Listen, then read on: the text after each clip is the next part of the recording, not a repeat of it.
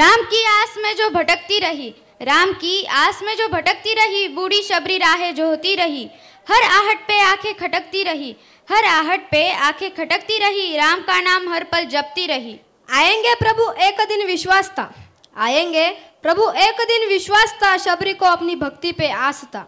राहों को साफ करना प्रयास था, राहों को साफ करना प्रयास था, शबरी के प्रतीक्षा में कुछ खास था, कुछ खास था। शबरीच्या राम भक्तीमध्ये लीन होऊनच आपल्याला कळेल की शबरीच्या भक्तीमध्ये काय खास आहे। चला तर मग शबरीच्या राम भक्तीमध्ये लीन होऊया। त्यासाठी मी आमंत्रित करते इयत्ता 5वी व 6वीच्या विद्यार्थ्यांना। ते आपल्या समोर सादर करणार आहे एक नाटिका। नाटकाचे नाव आहे शबरी के बेर। यात एकूण सहभागी विद्यार्थी आहेत 15, त्यात मुली 6 व मुले 9। यामध्ये मुली सोमेश्वरी सुंदर हेडे, श्रद्धा बोंगाणे, श्रावणी गायकवाड, सिद्धी राऊत, वंशिका काळे, तेजश्री वाटोळे। यामध्ये मुले पवन पतंगे, पार्थ बसमे, जय दडे, हर्षल पाटील, हर्षल मिरगे, वेदांत थोरात, वंश न्याने, वरद शिंदे आणि ओम धनकर। नाटकाचे नाव आहे शबरी के बेर।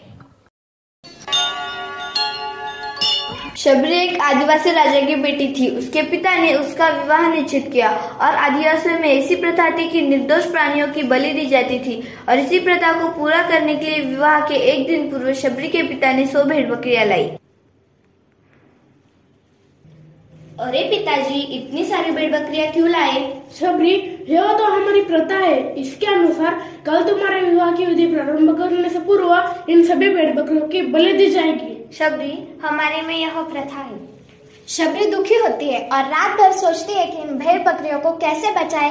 तभी इस समस्या का समाधान उसे सूझता है। वो भोर होते ही अपने घर से भागकर चली जाती है ताकि वो निर्दोष जानवरों को बचा सके। शबरी भली बातें जानती थी कि अगर वो एक बार घर से भाग जाए तो घर वापस कभी आ नहीं सकती। फिर वह एक जंगल में गई।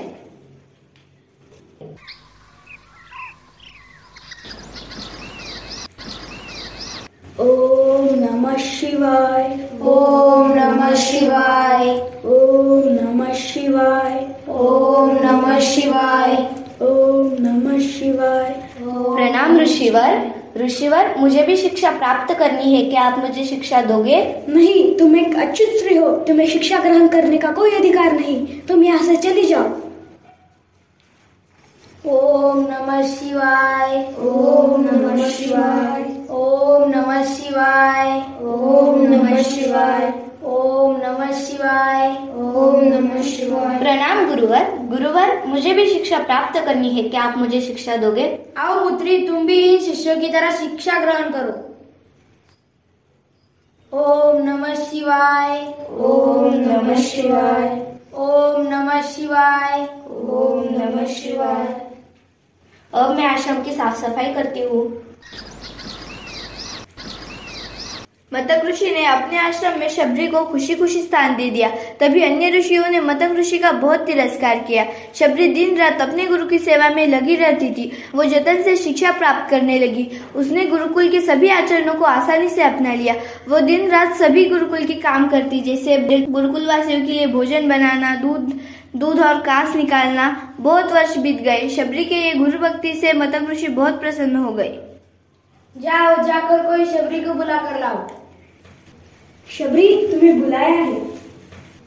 प्रणाम गुरुवर। शबरी, अब मेरा शरीर दुर्बल हो चुका है, इसलिए मैं यह देह त्यागना चाहता हूँ, परंतु मैं तुम्हें उससे पहले आशीर्वाद देना चाहूंगा। मांगो पुत्री, तुम्हें क्या चाहिए? गुरुवर, आप ही मेरे पिता हैं। मैं आपके कारण ही जीवित हूँ। आप मुझे अपने साथ लेकर चलिए। नहीं शबरी, मेरे बाद तुम इस आश्रम का कार्य संभालना।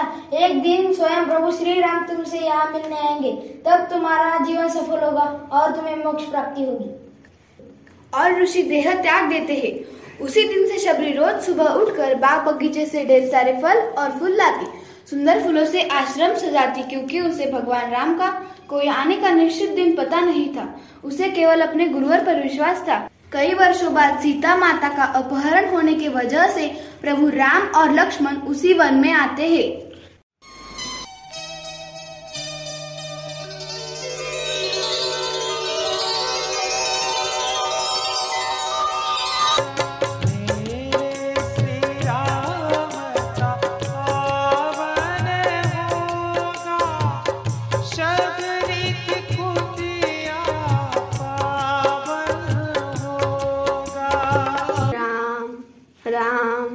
राम राम। ठहरो, तुम फिर आगे माता, क्या आप हमें माता शबरी की कुटिया तक लेकर जाएंगे? माता शबरी के पास? लेकिन आप कौन? मैं दशरथ नंदन राम, और यह मेरा अनुज लक्ष्मण है।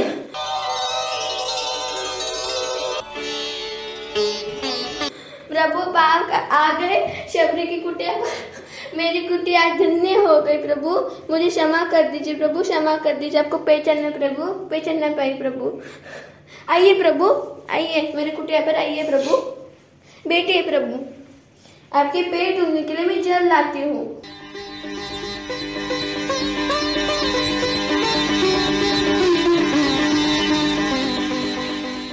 माता, अब इसकी कोई आवश्यकता नहीं, मैं तो आपके पावन अश्रु से ही पवित्र हो गया हूँ।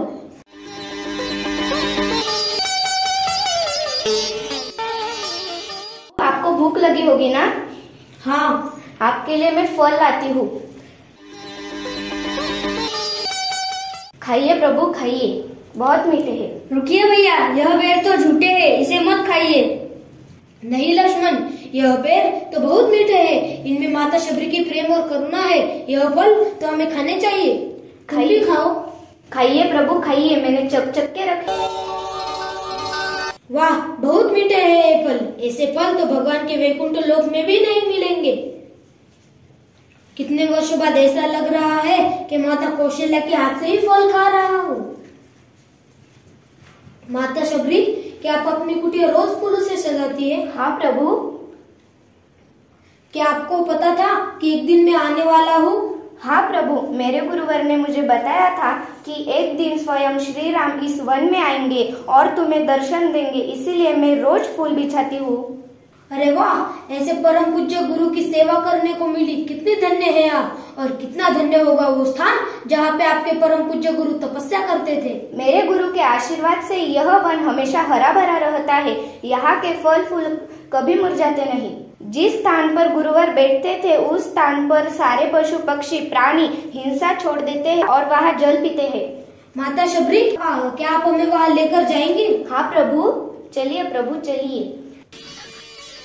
यह स्थान है जहाँ पर मेरे गुरु बैठते थे। अरे वाह, मेरा जीवन तो धन्य धन्य हो गया। जहाँ आपके परम पूज्य गुरु तपस्या करते थे उस स्थान के मुझे दर्शन हो गए। माता शबरी, आप मुझसे जो चाहे वो मांग सकती है। प्रभु, मेरे ऋषि ने बताया था कि जब तुम आएंगे तब मुझे मोक्ष की प्राप्ति होगी। तो आपकी यह इच्छा है? हाँ प्रभु, हाँ प्रभु, मुझे मोक्ष प्रदान कीजिए प्रभु, मोक्ष प्रदान कीजिए।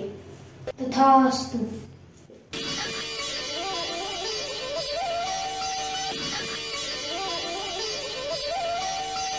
और उसी क्षण शबरी ने अपना देह त्याग दिया और प्रभु राम ने उनके हाथों से उसका अंतिम संस्कार किया और सीता माता के खोज में आगे बढ़े।